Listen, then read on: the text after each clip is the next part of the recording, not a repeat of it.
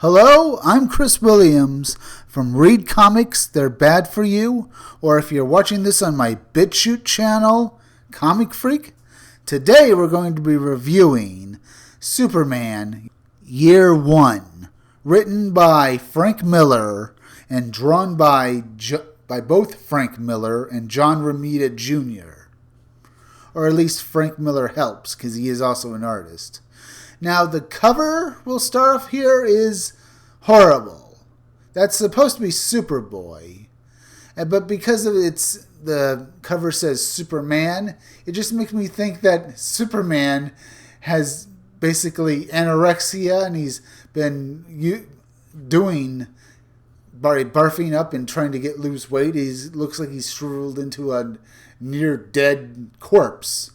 That's what it looks like to me. Well, that's what I thought when I first saw this cover. It just doesn't look right. He looks too skinny. But he's supposed to be Superboy. And of course, the first page is like Marvel. Once again, we don't get a good full first page spread. No, we get a listing of Superman Year 1, story and art by Frank Miller and John Romita Jr. Written by Frank Miller. Of course. Now, we start out on Krypton. We hear Frank Miller saying that he's writing that Kal-El, little Superman here, as a baby, could hear the screams and the skies boiling. And, he writes down that everything is screaming. That's because everyone is screaming. His parents are taking him to a rocket so they can get their son off the planet. You can see them here taking their son and wrapping him in a blanket with the House of El Siegel on it. And they're running by people who are all panicking. The artwork here is good. I like it here. But mainly because it looks sort of more like it's art you'd see in a sketchbook. John Romita Jr. is known for this type of artwork.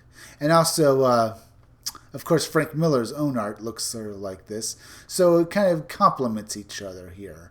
But I mostly, when I first saw this, thought it didn't look all that great at first. But the more I'm looking at it here, the more I kind of enjoy it and the more it's growing on me. And of course, Kal-El's parents bid him farewell, and he ends up shooting off of Krypton as it explodes. And you can see his face here in the window sill of the spaceship. And he's screaming as he sees all the stars start rushing by him. Some people will have a problem with the beginning of this series, with the first issue of Superman Year 1, because it seems to be saying that Kal-El, little baby Superman here, knew enough that his parents were in trouble and his whole world was in trouble, even though he was a baby. When he gets to Earth, he of course meets Jonathan Kent, and Jonathan Kent is looking down at the little guy. He looks all so cute and hopeful, I should say. Everything is so good. It's so nice. The artwork here could do better. I mean, little Clarky here looks like he's just a little, I don't know, a doll. A little doll with no real face on it. And of course he walks up to Jonathan Kent. And the caption says, "The son of Krypton has arrived." And he looks so cute. And the artwork could still be a bit better. I'm enjoying it. But you start to see some of the problems here. I mean, Jonathan Kent's leg is all squished.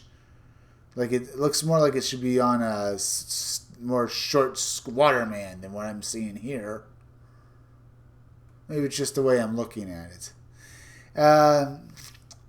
Of course, that also raises another problem here. Apparently, at this point, Kal-El has mental powers, and he pretty much telepathically told Jonathan Kent to take him home, that he's no threat, and he wanted to make him think it was his idea to take him home. Apparently, I mean, that's a problem here. This paints Kal-El as kind of a jerk. Yes, he's a baby, and yes, he's innocent, but it makes him sort of look like he's mind controlling his parents. And I don't really like it. But of course, he's a little baby. He needs to be protected.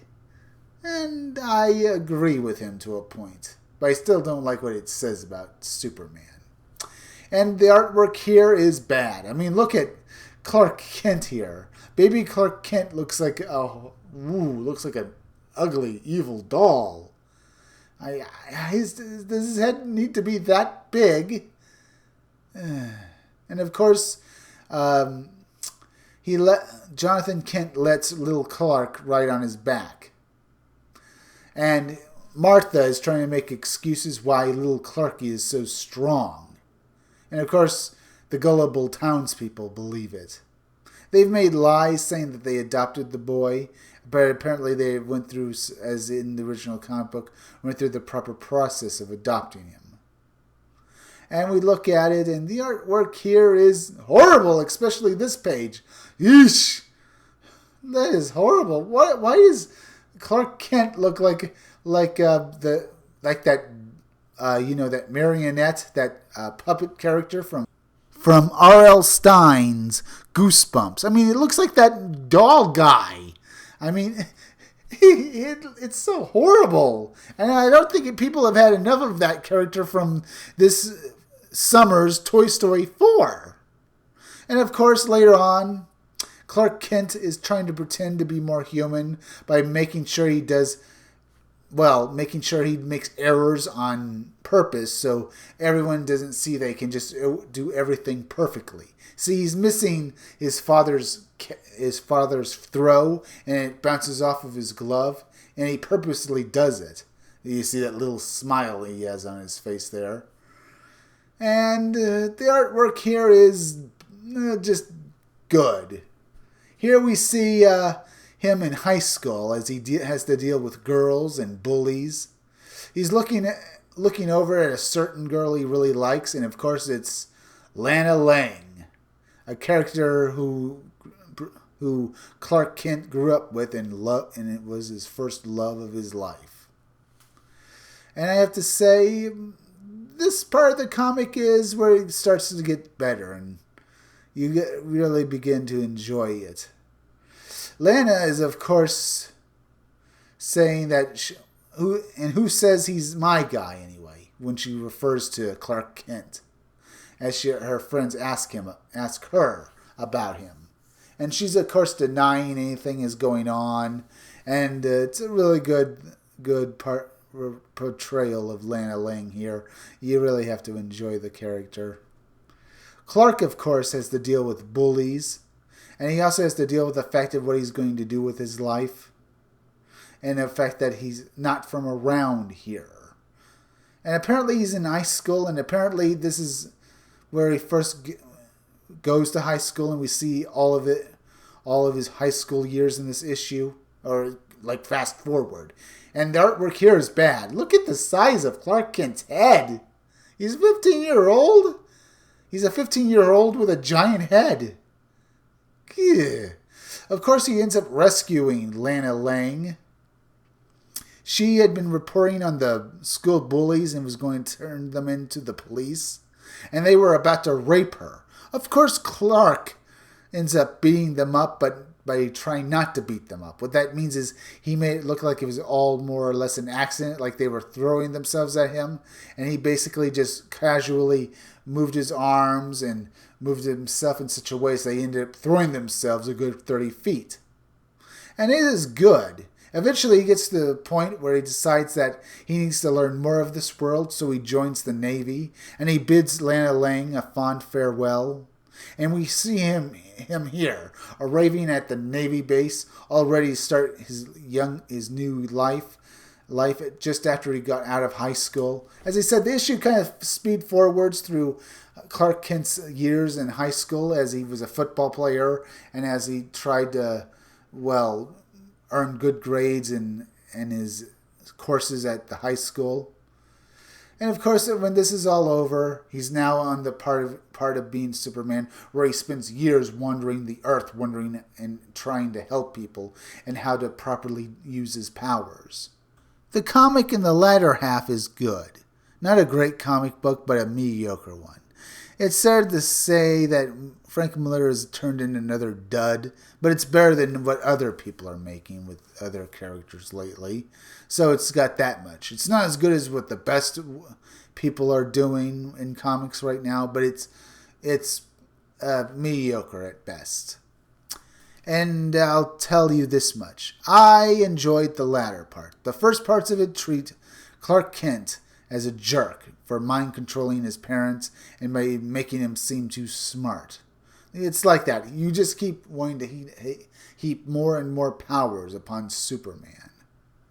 And I think Frank Miller should go back and reread Superman and decide if you're going to give him even more powers, make this like placed in the golden age of Superman. Maybe he is. Maybe that's why Superman was able to telepathically control Jonathan Kent and Martha Kent. Either way, it was a mediocre issue, but got better towards the end. Now, if you like this review, subscribe. Make sure you're still subscribed. If you're watching my videos but you have not subscribed, please subscribe to me and hit that bell so you get notifications for all my videos. And remember, read comics that are bad for you. There in the title is spelled T-H-E-R-E. It's purposely misspelled, and when it should be spelled in a different way, so that it's easier for you to find my channel. And if you're watching this on BitChute, subscribe to me at Comic Freak. Hit that like button and leave some comments down below. And keep checking back in future videos for more information on my own upcoming independent comic book, Scumdogs. And also, that's it for me today. I'll be back again tomorrow with another video or review.